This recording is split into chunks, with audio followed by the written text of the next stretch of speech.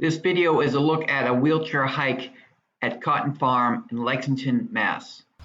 Here's my setup for the wheelchair hike. I have an old Tylite TR frame set up with a DIY trike wheel. That's a 6-inch in diameter by 2 inches wide pneumatic wheel. And then for tires, I have 26 by 1.9 mountain bike tires on 559 rims. Here we got a nice accessible parking space, and then a couple other spaces right here. Nice little picnic spot. Here's the trail. Stone dust gravel at this area. Take this relatively short ADA path from the parking lot.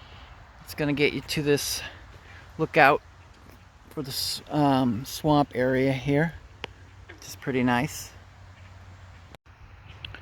Here's the path from the car. Take this short path that takes you to the swamp area. This path here goes into woods and it's a little bit more challenging. I'm gonna do that now. So far we got a dirt trail, a little bit of an incline, then a decline.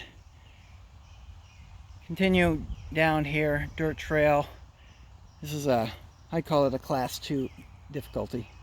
Here we have a little bit of a rooty section going to this bridge. Some more roots after the bridge. I call this a class 3. Our trail ends at this driveway here. It's a turnaround point. And then we head back. It's about 1/3 of a mile or so to get here. On the way back at this point, there's a right turn. Takes down this little narrow path, which I have not done. We'll check it out. And it's marked by this post. This path is a little narrow. It's getting closer to a 4. We got a tree down across the path. Getting across this tree is a 5 because it looks like it's really hard to get around. And I think there's a low spot right here. But you get over and you can't get back, it's a problem. So this is definitely a 5.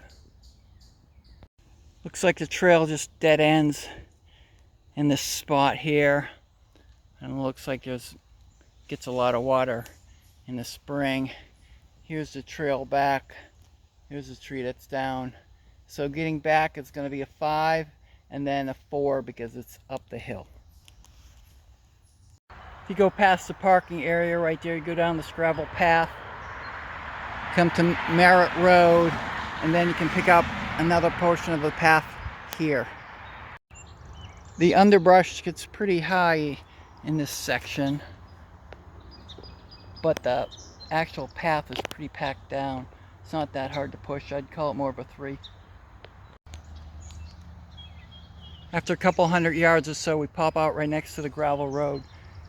So if it's an issue, you can just pop on this road and get back to the car pretty easily. But I'm going to keep going. Just crossed this bridge to get here. It's got a lip. That means you got to be able to jump that to get back on. So that's a 4. Depending how hard it's going to be, maybe even a 5 to get back. But the way down is just a 3. And we keep on going here. Alright, more of this grassy path.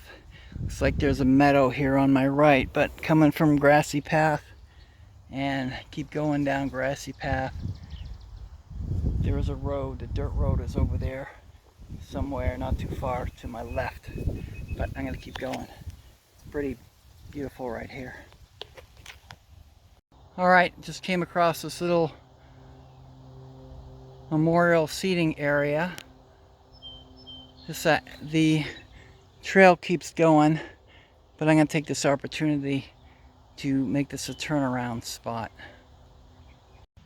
Took this little side section here. I actually almost didn't get out. This is a little steep bump here. This is definitely a 5. Could barely make it. Even though it's short, it's steep. But it puts you out on the gravel road. So I'm going to take this gravel road right back to the start of this trail. It's not very far. This gravel road, which runs parallel to the path, is actually on an incline for me right now, which means that the path is a decline, which made it easier. So I think going back on the path is definitely going to be harder because of the incline. I'm back at the parking space, still empty. According to Strava, I went about 1.5 miles in a little under an hour with all the stopping and videoing and so forth. So I think that's a good second little loop.